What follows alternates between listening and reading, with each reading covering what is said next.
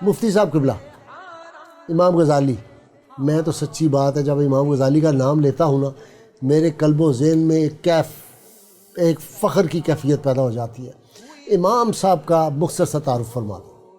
شکر گزار ہوں آپ کا اور 92 چینل کا، آپ کی وساطت سے ایک مرتبہ پھر قوم سے ہم کلام ہونے کا موقع ملا۔ امام محمد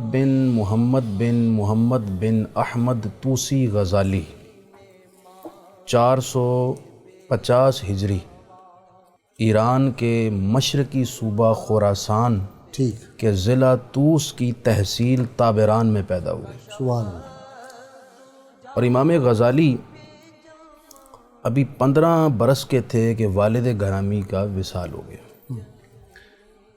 آپ کو غزالی اس نسبت سے کہتے ہیں کہ آپ کے والد کا دھاگے کا کاروبار تھا، تاجر تھے، تو دھاگے کی نسبت سے آپ کو غزالی کہا جاتا ہے۔ مفتی صاحب ایک بات میرے ذہن میں آتی ہے کہ آپ کو پتہ نا فارسی میں غزال ہرن کو بھی کہتے ہیں، جس کی آنکھ بھی بڑی خوبصورت ہوتی ہے، اس پہ بھی ایسے ریسرچ ہونی چاہیے، کہیں یہ بات تو نہیں تھی؟ امام صاحب بڑے خوش شکل بھی تھے، اس لیے بھی غزالی کہا جاتا ہو۔ مورخین نے اور اصحاب تحقیق نے تو یہی لکھا، ہاں یہی جو آپ نے کہ فرمایا، چونکہ دھاگے کا بزنس تھا اور دھاگے کے لیے لفظ غزال یوز ہوتا ہے، اس نسبت سے ان کو غزالی کہا جاتا ہے۔ امام غزالی ابتدا سے ہی ایک ذہنی لحاظ سے بڑے اعلیٰ درجے پر فائز تھے، فطین تھے، ذہین تھے، قابل اور لائق تھے۔ والد گرامی نے 465 ہجری میں وصال سے قبل یہ وصیت کر دی تھی اپنے دوست حضرت امام کارزانی کو کہ جیسے میرا وصال ہو جائے تو ان دونوں بچوں کی پرورش کے لیے میرا کل اثاثہ ان کی تعلیم کے لیے لٹا دیا جائے۔ اور یہاں میں یہ بھی عرض کر دوں کہ آپ کے والد گرامی اکثر فقہا اور زیادہ تر صوفیاء کی مجلس میں حاضر ہوتے، ان پر اپنے اموال خرچ کرتے اور رو کر یہ دعا کیا کرتے تھے کہ اے مالک مجھے ایسا بیٹا دے جو نیک سیرت بھی ہو اور تیرے دین کا غضب کا عالم بھی ہو۔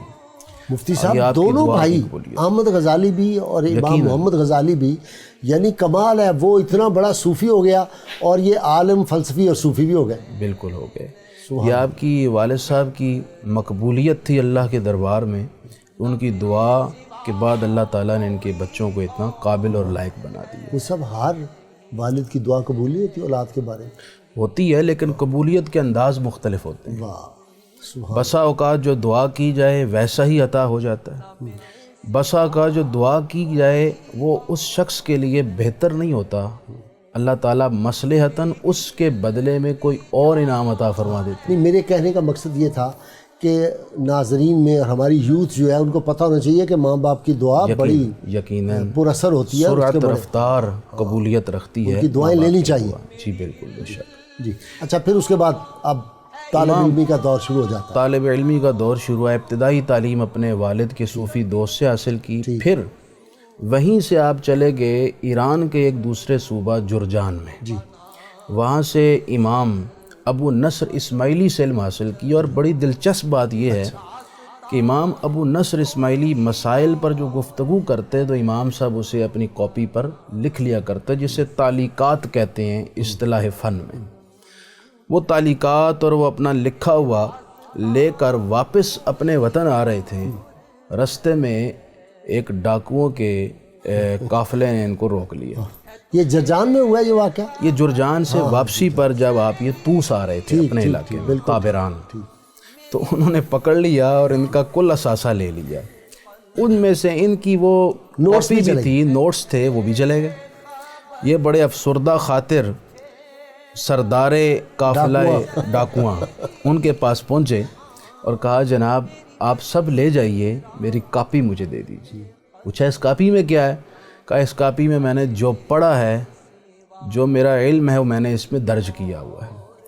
تو اس ڈاکوؤں کے سردار نے ایک طنز کرتے ہوئے ان سے کہا تم نے کیا خاک علم سیکھا ہے کہ کاپی گئی اور تم کورے رہ گئے؟ امام صاحب پر اس بات کا ایسا اثر ہوا اور دل پر ایسی چوٹ لگی کہ وہاں سے پلٹ کر آپ نے تمام مسائل علومیہ زبانی حفظ کر لی۔ سبحان اللہ۔